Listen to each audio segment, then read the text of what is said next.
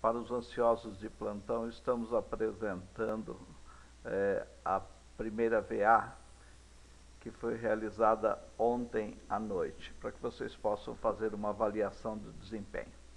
Está aqui, olha, produção diária de 3 operários durante 5 dias. Eu estou interessado em avaliar aquele operário que tem a produção mais homogênea, através do coeficiente de variação de Pearson. É simples, basta calcular a média e o desvio padrão, identificar quanto que o desvio representa da média. No caso do operário A, 12,1, 27,2 no B e 9,05 no operário C.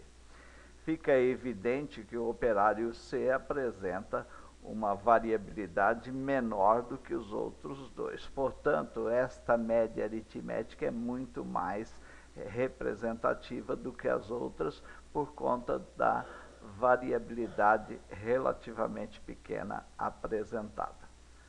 No exercício 2, uma administradora de cartão de crédito deseja avaliar se o contato telefônico é mais eficiente que uma carta de cobrança para apressar o pagamento de uma prestação vencida.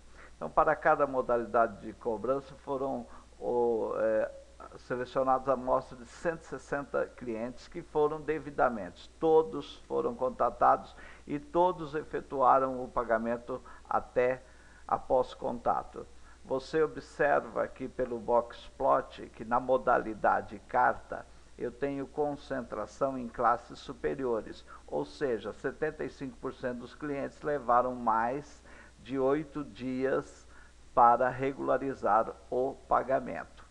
Isso caracteriza, evidentemente, uma assimetria negativa, concentração em classes superiores. Isso é ruim, porque os clientes demoraram mais para regularizar o pagamento. Já com relação ao contato por telefone, é o contrário. 75%, olha, a caixa mais o rabicho inferior, ou a cauda inferior. 75% regularizaram o pagamento em prazo inferior a 6 dias. Isso quer dizer que, neste caso, eu tenho uma simetria positiva. Então, eu chego à conclusão, efetivamente, de que a modalidade contato por telefone é mais efetiva, já que 75% dos clientes realizaram o pagamento em menos de 6 dias. Quantos clientes levaram acima de 6 dias para regularizar o pagamento na modalidade contato telefônico? Bom, se 75%, a caixa mais a cauda inferior, pagaram em prazo inferior a 6 dias, sobrou 25% aqui na cauda superior. 25% de quanto? 25% de 160. Levaram mais de 6 dias para efetuar o pagamento. Isso quer dizer que são 40 clientes. 40 clientes efetuaram o pagamento na modalidade telefone em prazo superior a 6 dias. É exatamente essa cauda superior aqui. A distribuição de frequência se refere ao salário de 120 colaboradores de uma empresa. Está aqui as frequências. Eu quero saber qual é o menor salário de 40% dos colaboradores que mais ganham. Bom, a distribuição vai de 900 até 1.400, que é o 100%, não é isso? Se eu estou interessado na faixa superior correspondente ao 40%, eu tenho que calcular o percentil 60. Então, o percentil 60 vai me fornecer duas faixas, uma inferior correspondente a 60% e uma superior correspondente a 40%, que é a que me interessa.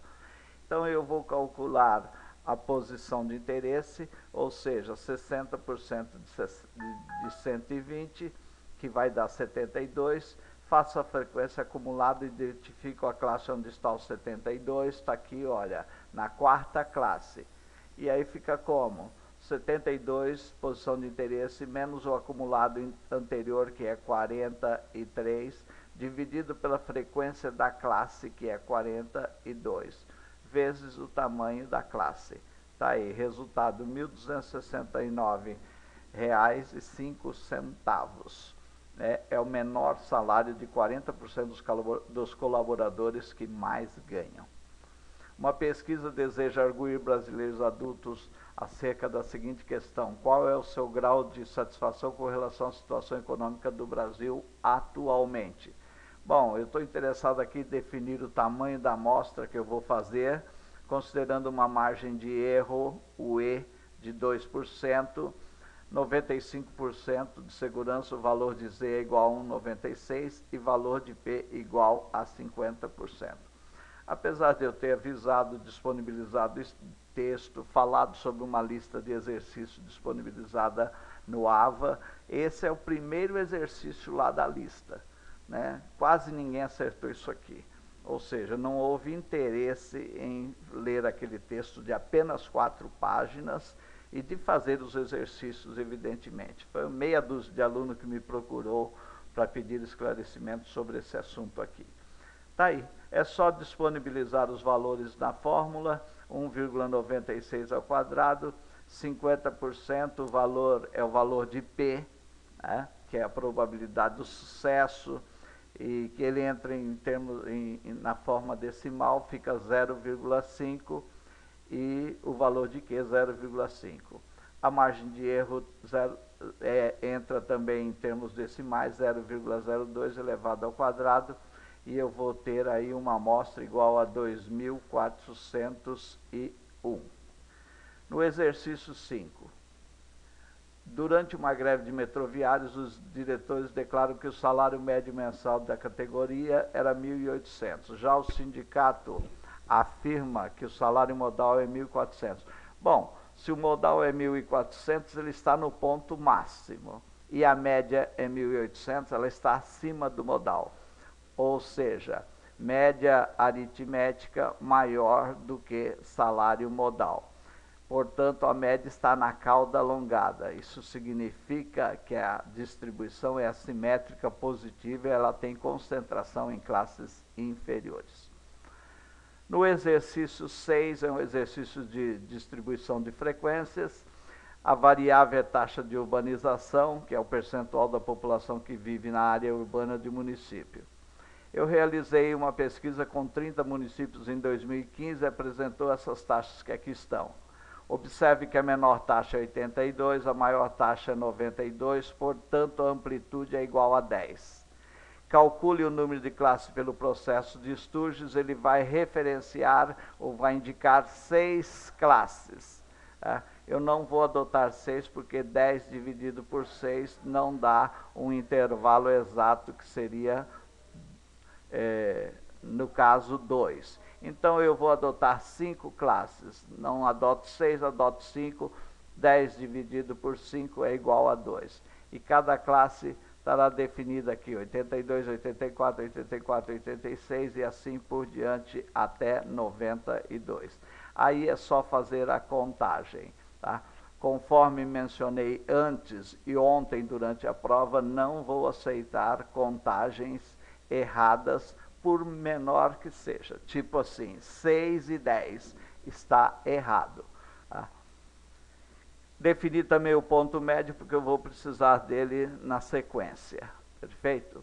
E aí, eu quero calcular o coeficiente de assimetria e identificar a partir dele. Não me interessa identificar a simetria com base no histograma ou com base na distribuição aqui apresentada. Eu quero que calcule o coeficiente de assimetria, até porque vale 2 pontos.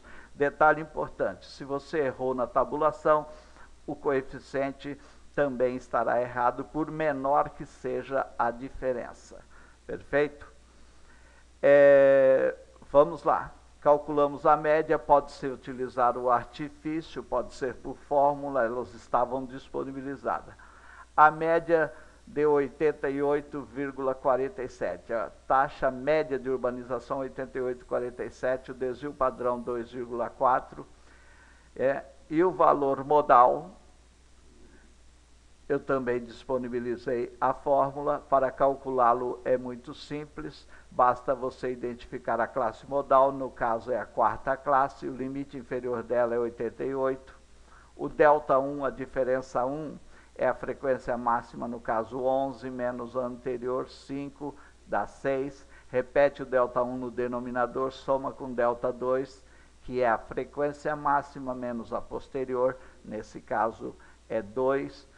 Isso, e o tamanho da classe, que é o H, é igual a 2. Portanto, é 6 dividido por 8 vezes 2, somado com 88, e eu vou ter uma taxa de urbanização modal de 89,5.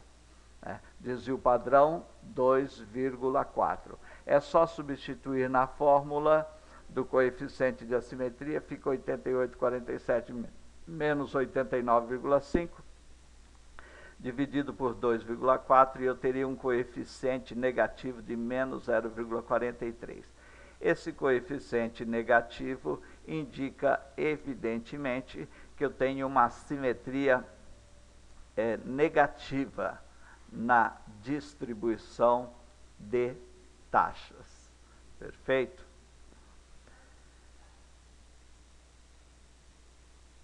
Por fim, no item aqui 6.3. Em 1970, a distribuição de taxa de urbanização desses mesmos municípios apresentou assimetria nula, ou seja, simétrica, com média igual a 55. Tá? Eu quero avaliar, a partir das assimetrias e das médias calculadas, né, a questão acerca da taxa de urbanização. Então, você observa claramente que a simetria passou de simétrica, ou seja, concentração em classes intermediárias, com taxa média de 55%. Já em 2015, a concentração passa para classes superiores, coeficiente de assimetria menos 0,43, concentração em classes superiores. Isso quer dizer que neste período de 1970 para 2015, eu tive aí um grande processo de migração da zona rural para a zona urbana, é o que a gente chama de êxodo rural. Isso é uma característica importante a partir dos anos 60 no Brasil e que contribuiu para o inchaço das grandes cidades, inclusive corroborando aí a existência de grandes deficiências em termos de infraestrutura. Isso também é evidentemente evidenciado pela taxa de urbanização, que passou de 55 para 88,47 em 2015.